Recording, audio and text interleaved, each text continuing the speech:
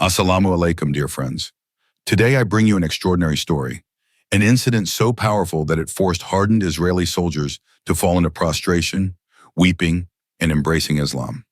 The ongoing war between Palestine and Israel has left countless innocent lives shattered, with Gaza being the center of devastation. Among the ruins, a miracle took place, one that would leave even the most merciless soldiers questioning everything they had believed. In the middle of an airstrike, a young Palestinian boy was buried under the rubble. The Israeli soldiers who had come to execute yet another massacre suddenly heard something strange, the desperate cries of a child trapped beneath the debris. At first they mocked his suffering. "Let him cry," one soldier laughed. "He is one of them, an enemy's son." Another suggested they leave him to die, crushed beneath the weight of his own ruined home. But then, something unimaginable happened. The child's cries suddenly turned into verses of the Holy Quran. His trembling voice, filled with faith, echoed through the destruction around him. Despite being in unbearable pain, he continued to recite the words of Allah with unshakable conviction. The soldiers, once enjoying his suffering, froze in shock. Something about his voice, about the words he was reciting, sent shivers down their spines. How was he still alive? How was he still praying? What followed next was nothing short of a miracle, one that would shake the hearts of these soldiers and change their fates forever. Stay with us as we uncover the rest of this breathtaking story, a story that will leave you speechless. The night was filled with terror. The skies above Gaza were painted with flames as Israeli airstrikes rained down like an unstoppable storm. Explosions echoed through the streets, shaking the very foundation of the city. People ran in fear, unsure if they would survive the night. Among them was a 10-year-old boy, clutching his mother's hand, his heart pounding with terror. Every time a missile struck, he squeezed his eyes shut, whispering, "I don't want to die, Mama. I'm scared." His mother, though afraid herself, held him close and said, "My son, don't fear death. For a believer, martyrdom is the greatest honor. If Allah has chosen us, then trust in Him." But the boy couldn't stop trembling. His father, a brave Palestinian fighter, had already left to defend their land. Now only he and his mother remained, trapped in the middle of a battlefield. That night, as he tried to sleep, a sudden, thunderous explosion shattered their home. The ceiling cracked open, dust and debris rained down, and the boy was thrown across the room. His ears rang from the deafening blast, and his vision blurred from the smoke. The screams of women and children filled the air. Outside, people were running for their lives, but there was no escape. Missiles struck homes one after another. The boy, shaking in fear, grabbed the Holy Quran, holding it tightly to his chest, the only source of comfort he had left. Suddenly, the front door burst open. Israeli soldiers had entered. Their boots stomped across the broken floor as they searched for survivors. But they weren't there to help. They were there to finish what the bombs had started. The boy, his body frozen with terror, could only watch as the night of horror truly began. What happened next would not only change his life forever, but also shake the faith of the very soldiers who had come to destroy him. The boy's heart pounded as he hid behind the shattered remains of a wall. The Israeli soldiers stormed into the house, their weapons ready, their faces filled with cruelty. His father was gone, fighting for their homeland, leaving him and his mother alone in the chaos. Tears welled in his eyes as he clutched the Holy Quran to his chest, whispering Ayatul Kursi over and over, hoping Allah would protect them. But what he saw next made his blood turn cold. One of the soldiers grabbed his mother by the arm, dragging her across the room. She screamed, struggling against their grip, but they were too strong. "No! Leave my mother!" the boy cried out, running toward her. But before he could reach her, a brutal strike to his face sent him crashing to the floor. Pain shot through his small body, his vision blurred. He tried to crawl toward her, but another soldier kicked him back, laughing at his helplessness. His mother turned to look at him one last time, her eyes filled with both love and sorrow. And then, a gunshot echoed through the house. The boy's world shattered. His mother fell to the ground, lifeless. A scream erupted from his throat, but it was drowned out by the soldiers' laughter. They had taken everything from him.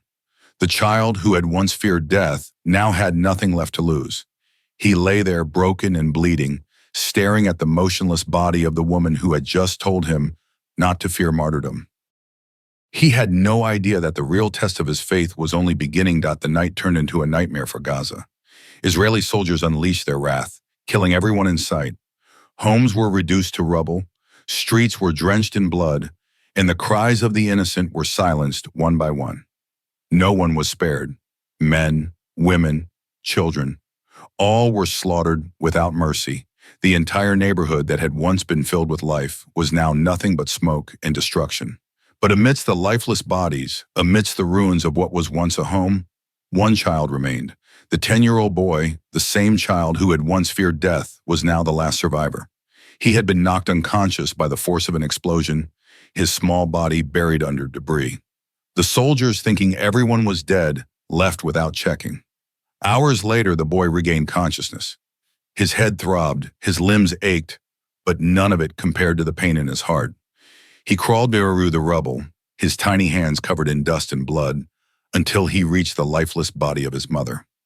He shook her, whispering her name, begging her to wake up, but she didn't move. She would never move again. Tears streamed down his face, but no sound left his lips. The child who had once screamed in fear now sat in complete silence, staring at the body of the only person he had left in this world. He was alone, or so he thought, because his test was far from over. And soon the entire world would witness the miracle that would come from his suffering. The devastation was complete. The last standing house in the neighborhood had collapsed, reduced to a mountain of broken stones and dust. The Israeli soldiers, satisfied with their destruction, stood nearby, watching the smoke rise into the night sky. For them, the mission was over. Every Palestinian in this area was either dead or buried beneath the ruins. But then, a sound emerged from the silence, a faint, trembling voice, a child's cry for help. From beneath the crushed remains of his home, the 10-year-old boy was still alive. His small body, bruised and bleeding, was trapped under the heavy rubble. He screamed, he called out, but there was no one left to hear him. The Israeli soldiers, laughing amongst themselves, froze in place. One of them turned toward the destroyed house. "Did you hear that?" he asked. Another soldier smirked. "It's just a child. Let him cry. He won't last long." A younger soldier hesitated. "Shouldn't we at least check? We can take him as a prisoner." But their commander shook his head. "No. Let him suffer. Let him die slowly." The soldiers walked away, leaving the boy to his fate. But the child did not stop calling. With every breath, his voice weakened. But instead of begging for his life, he did something else. He began to pray. And as his lips moved, reciting the words of the Holy Quran, a strange uneasiness settled over the soldiers. They had come to kill a Palestinian child, but they had no idea that this child's faith was about to shake their very souls. The boy remained trapped under the rubble, his small body crushed by the weight of destruction. His voice was weak, his breath shallow, yet he still cried for help. "Somebody, help me! I don't want to die!" He sobbed, pain shooting through every part of his body. But no one came. The Israeli soldiers stood nearby, watching the ruins, but their faces held no pity. They had heard his cries, yet they did nothing. "Let him cry," one of them scoffed, taking a bite of his food as they sat down to eat. "He'll stop when he dies." The other soldiers laughed, enjoying their meal, as if they had not just wiped out an entire neighborhood. The sound of a child begging for his life was nothing more than entertainment to them. But as the minutes turned to hours, something strange happened. The boy, trapped beneath the rubble, stopped crying. For a brief moment, there was silence. The soldiers, thinking he was finally dead, smirked to themselves. And then they heard it, a sound that sent shivers down their spines. A voice, calm, steady, and unbroken. The child was no longer begging. He was reciting the Holy Quran. The verses flowed from his lips, each word filled with strength, as if he was no longer a weak, helpless boy, but a warrior whose faith could not be shaken. The soldiers froze in place. "What is he doing?" one of them muttered. "Reciting something." "What language is that?" another asked, shifting uncomfortably. The commander frowned. "It's Arabic. He's reading their book." But why was he still alive? Why hadn't he suffocated under the rubble? They had destroyed everything: his home, his family, his entire world. Yet beneath the ruins, he still held onto his faith. 15 hours had passed. 15 hours of suffocation. 15 hours of pain. Yet the sound of Quranic verses continued to rise from the rubble. The soldiers, once laughing at his suffering, now felt something they had never felt before: fear. What they did next would change their fate forever. The soldiers stood motionless. 15 hours had passed, and yet the boy, buried alive beneath the rubble, was still breathing, still conscious, still reciting the Holy Quran. His voice, though weak, echoed in the silence of destruction. The verses of Surah Al-Fatiha and Ayatul Kursi floated through the air, as if they carried a power beyond human comprehension. One of the soldiers who had once laughed at the boy's suffering felt a shiver run down his spine. "This is impossible," he muttered under his breath. Another soldier clenched his jaw. "Why is he not dead yet? No one can survive this long without water or air." The commander's face darkened. "I told you this is just a child. He will die soon enough. Stop listening." But the soldiers couldn't ignore it anymore. The more the boy recited, the more uneasy they became. Some covered their ears, trying to block out the sound. But the words pierced their hearts like arrows. For the first time in their lives, they felt something deeper than fear: doubt. Was this really just a child? Or were they witnessing something divine? One of the younger soldiers hesitated. "Commander, what if we are wrong?" The commander's eyes flashed with anger. "Enough! He is an enemy, a prisoner. We will dig him out and kill him ourselves." But deep inside, they all knew something beyond their understanding was happening. And the closer they came to uncovering the truth, the more their hearts trembled. The tension among the soldiers grew. The child's Quranic recitation had unsettled them in a way they couldn't explain. His voice, filled with unwavering faith, continued despite the agony and darkness surrounding him. But the commander had had enough. "Silence him! If he won't die on his own, we'll finish it ourselves." The order was clear. The soldiers, still shaken, obeyed.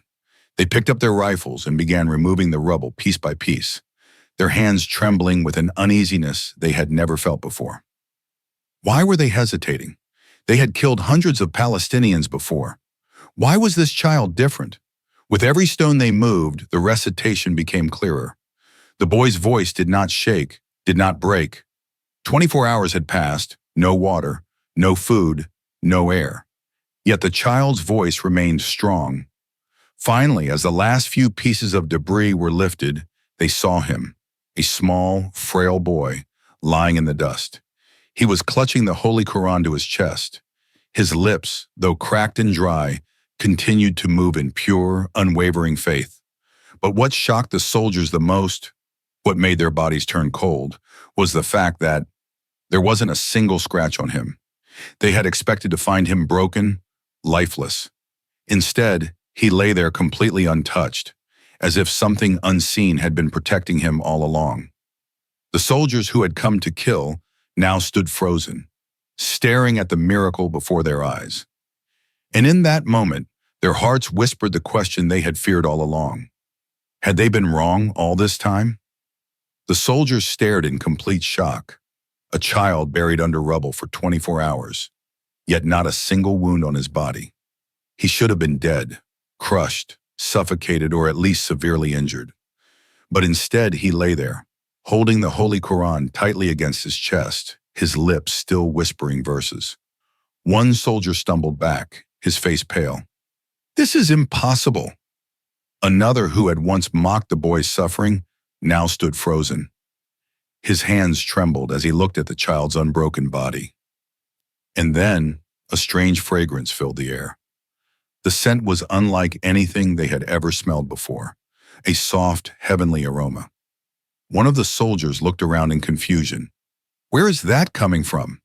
His eyes wandered across the battlefield, stopping at the bodies of the fallen Palestinians. The scent was rising from the martyrs. The commander, trying to regain control, barked, "Enough! This is a trick!" But no one was listening anymore. One soldier, his heart pounding, knelt beside the boy. His own hands trembled as he reached out, touching the Quran pressed against the child's chest. And in that moment, a rush of emotions flooded him. Tears welled in his eyes as he looked at the boy, at the Quran, at the martyrs who had died protecting their land. Everything they had believed, everything they had been taught, felt like a lie. And then one by one, the soldiers dropped their weapons. Because in front of them, they weren't just witnessing a miracle. They were witnessing the undeniable truth.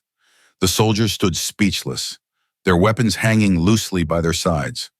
The boy, still lying in the dust, held the Quran tightly, his voice steady as he continued to recite.